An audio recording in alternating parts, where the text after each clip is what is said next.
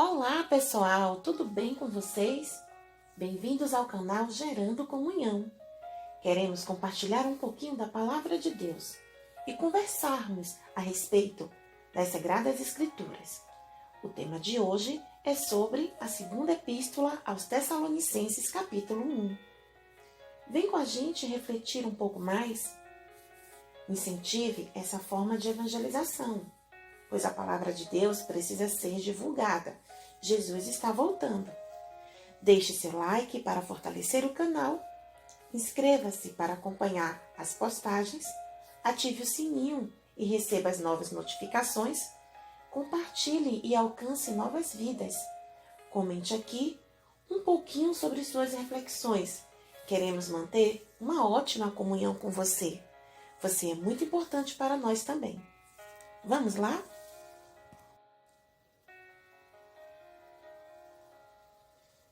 Vamos prosseguir com as nossas reflexões a respeito da segunda epístola aos Tessalonicenses, capítulo 1. Ainda vamos dar continuidade. E nós paramos nos versículos 6, 7 e 8. Muito interessante. No versículo 6, diz o seguinte: se de fato é justo para Deus que Ele lhe dê em paga tribulação aos que nos atribulam. E a vós outros, que sois atribulados, alívio juntamente convosco, quando do céu se manifestará o Senhor Jesus, com os anjos do seu poder, em chama de fogo, tomando vingança contra os que não conhecem a Deus e contra os que não obedecem o Evangelho do nosso Senhor Jesus. O que me desperta nesse versículo é que Deus inverte os papéis. Ele tem tudo sobre o poder dele e nada passará despercebido. Chegará um momento que Deus retribuirá aos que nos causam tribulações. E nesse tempo haverá um alívio para nós, pois serão eles que estarão sendo atribulados em nosso lugar. Ninguém vos engane, de Deus ninguém zomba, é o que está escrito na palavra de Deus. Aquilo que o homem plantar, isso também se fará. Porque Deus é um Deus justo. Por isso é que Deus faz justiça. Ele não inocenta o culpado, nem condena um inocente. Diante de uma palavra dessa que é tremenda, a gente para e analisa, se questiona, se confronta sobre o que nós temos plantado ao longo de nossas vidas. É certo que isso terá uma retribuição, se não aqui, lá no porvir. Eu fiz uma pausa no primeiro vídeo para poder refletir mais a respeito dessa palavra. Eu achei um alimento muito forte, muito sólido, e que as pessoas às vezes ignoram a justiça de Deus, né? Acreditam muito no amor, se apegam ao amor, mas esquecem que Deus ele é amor, por isso que ele derrama graça. Mas ele não pode invalidar a justiça dele. Olha o que diz: Deus dará paga às nossas obras. Incrível, não é? Ele nos retribuirá conforme a sua justiça. Não conforme a justiça dos homens, é conforme a justiça de Deus. E não escapará nada, nenhum detalhe. Esse dia vai ser um dia tão glorioso, mas tão glorioso, que nunca houve um dia como esse. Muitas perseguições e tribulações, nós só deixaremos de viver na eternidade. E isso é um fato. E é justamente aí que entra o versículo que afirma que eles suportavam com fé e perseverança as tribulações que lhes eram impostas.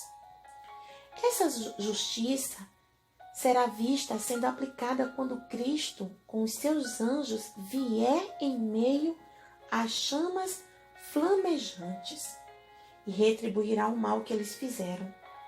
Nessa hora, meu irmão, ninguém escapará. Quem roubou, quem traiu, quem enganou, quem viveu na prática de coisas que não eram legais, não eram condizentes com o que Deus queria, não é? Quem usou de má fé e ridicularizou, humilhou as pessoas, quem destratou, quem levantou falso testemunho, mentiu, adulterou, degradou, como nós estudamos lá no capítulo,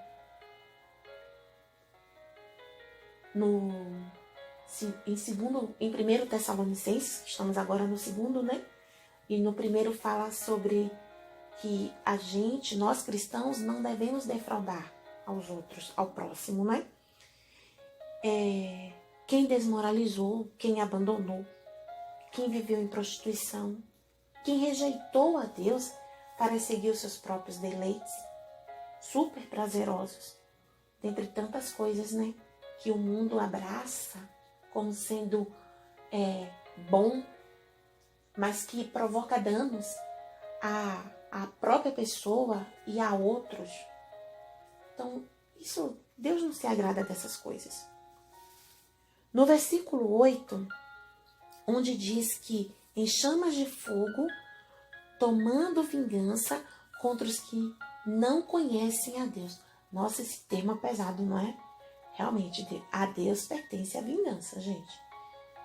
E aí chegou o dia da prestação de contas daquelas pessoas que não conhecem a Deus e contra os que não obedecem ao Evangelho do nosso Senhor Jesus Cristo. Isso aqui me mostra, assim, uma intimidade que nós devemos ter com Deus. Não é que Deus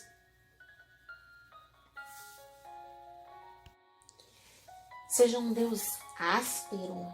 Não, nada disso. Agora, pare e pense comigo. Como é que Deus irá defender alguém que não tem intimidade com Ele? Que não pagou o preço com Ele? Que não obedeceu? Que não conhece? Isso aqui mostra que o dia glorioso do Senhor será o dia que Ele se levantará e defenderá o seu povo de toda a opressão que os maus impõem a eles.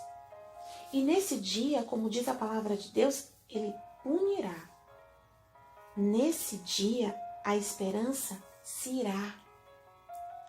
Ela sairá. É o dia do juízo. É o dia da recompensa. Só conhece a Deus quem vive com Deus. Quem medita na lei de Deus. Que obedece, que tem comunhão com Ele.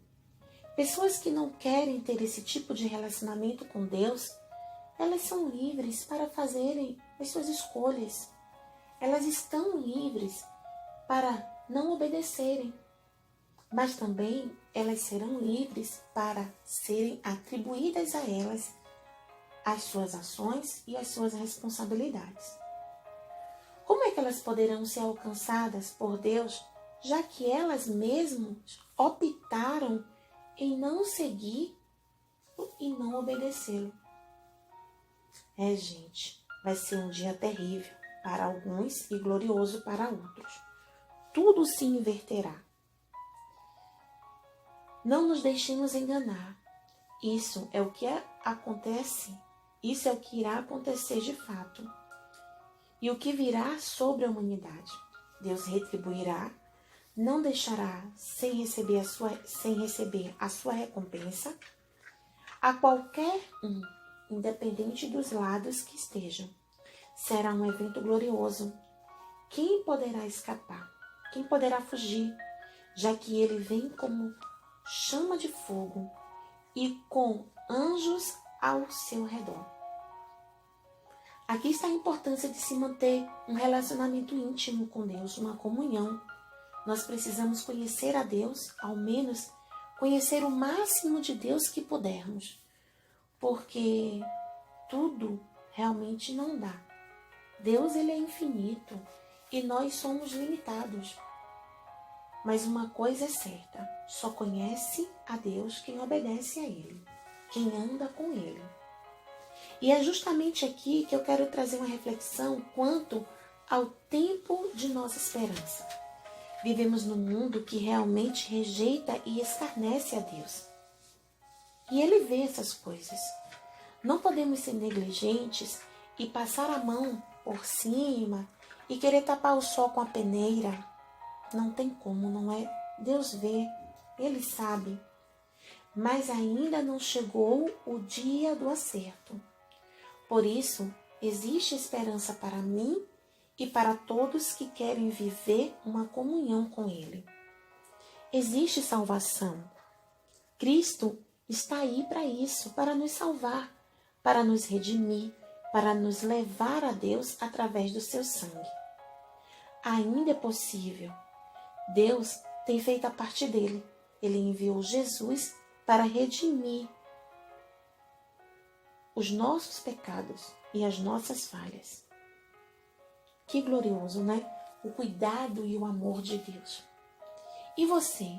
Qual a sua reflexão a respeito desses versículos, desse capítulo de 2 Tessalonicenses 1?